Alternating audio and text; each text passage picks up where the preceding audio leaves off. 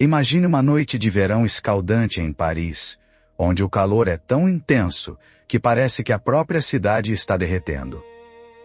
As ruas estão estranhamente vazias, e até mesmo o icônico Museu do Louvre, geralmente cheio de turistas, está mais silencioso do que nunca. Ninguém quer enfrentar o clima insuportável, exceto por um indivíduo ousado, sob a proteção da escuridão. Esse homem está prestes a cometer um crime tão audacioso que ecoará pela história. Em apenas algumas horas, ele roubará a Mona Lisa, uma das pinturas mais famosas do mundo, bem debaixo do nariz da segurança do Louvre. Como ele conseguiu? Como quase escapou impune? E qual foi o plano intricado por trás desse lendário roubo? Fique comigo enquanto desvendamos o maior roubo de arte da história. Uma história cheia de mistério, engano e reviravoltas inacreditáveis. Vamos ambientar a cena. É uma noite de domingo abafada em Paris, e o sol está apenas mergulhando abaixo do horizonte. Os últimos turistas estão saindo do Louvre, seus passos ecoando pelos grandes salões, enquanto o museu se prepara para fechar pelo dia. Mas pouco antes de as portas serem trancadas, um homem entra furtivamente. Ele está vestido com o uniforme branco oficial de um funcionário do Louvre, misturando-se perfeitamente com a equipe. Ninguém lhe dá uma segunda olhada enquanto ele navega pelos corredores familiares com determinação. Ele vai direto para um pequeno e apertado armário de armazenamento. Espreme-se lá dentro e espera. Horas passam em completo silêncio enquanto o museu fecha para a noite. Esse homem é paciente, determinado e pronto para agir. O Louvre está fechado no dia seguinte, uma segunda-feira, o que significa que apenas um punhado de funcionários estará por perto para patrulhar o vasto edifício. Exatamente às 7h15 da manhã, o ladrão emerge de seu esconderijo em um museu quase deserto. Os corredores estão vazios, o ar pesado com a quietude. Ele se move rapidamente, seu coração disparado, enquanto segue para o Salão Carré, uma sala onde algumas das obras de arte mais valiosas do museu estão expostas. E lá está ela, a Mona Lisa. Naquela época, a pintura não tinha um espaço dedicado só para ela, nem era tão mundialmente famosa quanto é hoje. Mas esse ladrão sabia de seu valor, e suas ações estavam prestes a lançá-la para os holofotes para sempre. Sem ninguém por perto para detê-lo, ele cuidadosamente retira a pintura de seus pinos de metal na parede. É mais pesada do que ele esperava, mas ele consegue carregá-la até uma escadaria próxima, fora da vista de qualquer possível transeunte. Usando uma simples chave de fenda, ele remove a pintura de sua moldura protetora, tomando cuidado para não danificar a delicada tela. Ele a envolve em um lençol branco para escondê-la, então segue direto para a saída mais próxima, mas há um problema. A porta está trancada. Justo quando o pânico começa a surgir, um encanador que trabalha para o Louvre aparece do nada, confundindo o ladrão com um colega de trabalho. O encanador o ajuda a destrancar a porta sem pensar duas vezes. E assim, o ladrão sai para a agitada cidade de Paris, com a Mona Lisa segura debaixo do braço. Todo o roubo termina em questão de minutos, uma operação chocantemente simples para um prêmio tão inestimável. Leva impressionantes 28 horas, até que alguém no Louvre perceba que a pintura desapareceu. Naquela semana, fotógrafos estavam movendo obras de arte pelo museu para documentação oficial. Então, espaços vazios nas paredes não eram incomuns. Mas quando os fotógrafos retornam na manhã seguinte, e a Mona Lisa não está em lugar nenhum, os alarmes começam a soar. Algo está terrivelmente errado. A polícia é chamada imediatamente, e uma equipe de detetives desce ao museu para investigar. A França não fecha suas fronteiras, nem posiciona tanques ao redor do Louvre, como alguns rumores exagerados podem sugerir, mas a urgência da situação é palpável. A notícia se espalha como fogo. A Mona Lisa, um tesouro nacional, desapareceu. O sumiço causa ondas de choque pelo mundo. Jornais estampam manchetes sobre o roubo, e a pergunta na mente de todos é: para onde ela foi? A polícia tem pouco com o que trabalhar, apenas a moldura de madeira deixada para trás e uma única impressão digital na cena. Jornais locais entram em ação, oferecendo uma recompensa de $250 mil por qualquer informação que possa levar à recuperação da pintura. A resposta é avassaladora. Milhares de pessoas lotam as delegacias com dicas, cartas e teorias malucas. Alguns afirmam terem visto um homem saindo do Louvre com um objeto volumoso debaixo do braço, mas as descrições dessa figura misteriosa variam muito. Uma testemunha insiste que a Mona Lisa está em um trem de carga cruzando a Bélgica, enquanto outra jura que está em um navio já navegando rumo à América. As pistas são infinitas, mas nenhuma parece colar. Em meio ao caos, um suspeito particularmente bizarro surge. O famoso artista Pablo Picasso. Uma secretária que conhecia Picasso se apresenta, confessando à polícia que ele havia roubado várias estátuas ibéricas do Louvre e as vendido ao artista.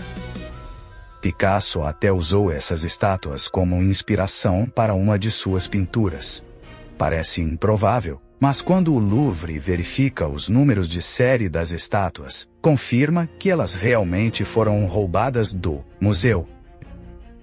Picasso é preso e levado para interrogatório, embora haja pouca evidência que o conecte ao roubo da Mona Lisa.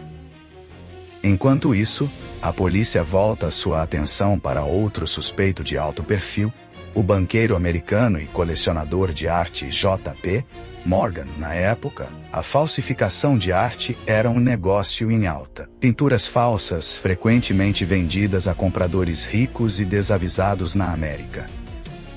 Uma teoria surge de que Morgan encomendou o roubo, e a Mona Lisa está a caminho dele.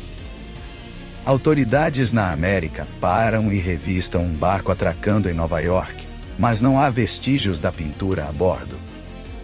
Teorias e dicas continuam a chegar de todos os cantos do mundo, mas após 2 longos anos de busca, o paradeiro da Mona Lisa permanece um completo mistério.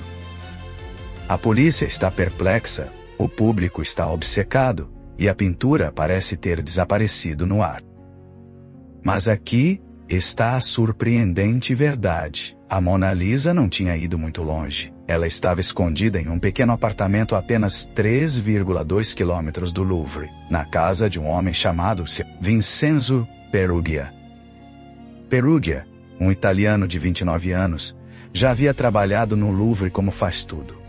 Ele conhecia o museu por dentro e por fora, suas fraquezas, suas rotinas até seus pontos cegos. Ele sabia que o museu estava fechado às segundas-feiras e estava ciente dos fotógrafos movendo obras de arte pelo local. Na verdade, ele havia construído pessoalmente a caixa protetora para a Mona Lisa, o que tornou muito fácil desmontá-la durante o roubo. Depois de roubar a pintura, Perugia a escondeu em um baú com um fundo falso, uma engenhoca inteligente que ele mesmo havia fabricado. Mas como ele conseguiu evitar ser capturado por tanto tempo? Surpreendentemente, Perugia já tinha antecedentes criminais, e suas impressões digitais estavam no sistema da polícia. Sua mão direita estavam arquivadas, enquanto a impressão digital deixada na cena do crime era de sua mão esquerda. Por causa desse descuido, nunca houve uma correspondência. Durante a investigação, a polícia revistou o apartamento de Perugia não uma, mas 2 vezes, e não encontrou nada. Mal sabiam eles que a Mona Lisa estava bem debaixo de seus narizes o tempo todo, escondida à vista de todos. Perugia havia realizado um roubo enganosamente simples, e por 2 anos, parecia que ele realmente poderia escapar impune. Mas depois de manter a pintura refém por tanto tempo, Perugia ficou impaciente. Ele decidiu correr um risco. ele escreveu uma carta anônima para um negociante de arte em Florença, a cidade onde Leonardo da Vinci pintou sua obra-prima séculos atrás. Na carta, Peruggia afirmou ter a Mona Lisa em sua posse e expressou o desejo de devolvê-la ao seu verdadeiro lar na Itália. Assinando a carta com o pseudônimo Leonardo, ele embarcou em um trem para Florença para se encontrar com o negociante. O negociante de arte e seu associado concordaram em encontrar Peruggia em seu quarto de hotel para verificar a autenticidade da pintura. Com as portas trancadas para a privacidade, Peruggia abriu o baú, e para espanto deles, lá estava a verdadeira Mona Lisa, ilesa após todo esse tempo. Para autenticar ainda mais a pintura, os negociantes a levaram de volta ao seu estúdio, assegurando a Peruggia que ele seria recompensado por trazê-la de volta à Itália. Mas em menos de uma hora, a polícia chegou à porta do quarto de hotel e o prendeu. O ousado roubo de Peruggia finalmente chegou ao fim. Ele passou apenas 7 meses na prisão pelo crime e faleceu apenas 10 anos depois. Embora a busca pela Mona Lisa tenha terminado, a história completa por trás do roubo permaneceu envolta em mistério. O que realmente motivou Peruggia a roubar a pintura? Havia mais na história do que um simples ato de roubo. Em 1932, uma nova peça do quebra-cabeça surgiu. Uma história publicada por um homem chamado Carl Decker revelou um plano muito mais elaborado por trás do roubo. De acordo com Decker, o verdadeiro mentor não era Peruggia, mas um homem chamado Eduardo de Valfierno, um habilidoso falsificador de arte com um esquema astuto. O plano de Valfierno não era vender a verdadeira Mona Lisa, mas criar e vender 6 cópias perfeitas da pintura para 6 milionários desavisados na América. Ele contratou um talentoso pintor francês para criar essas falsificações, então as enviou para a América e as armazenou até o momento certo. Mas para que os compradores acreditassem que estavam adquirindo a verdadeira Mona Lisa, o original tinha que desaparecer do Louvre. Foi aí que Peruggia entrou. Valfierno o contratou para roubar a pintura, garantindo que a notícia de seu desaparecimento se espalharia pelo mundo.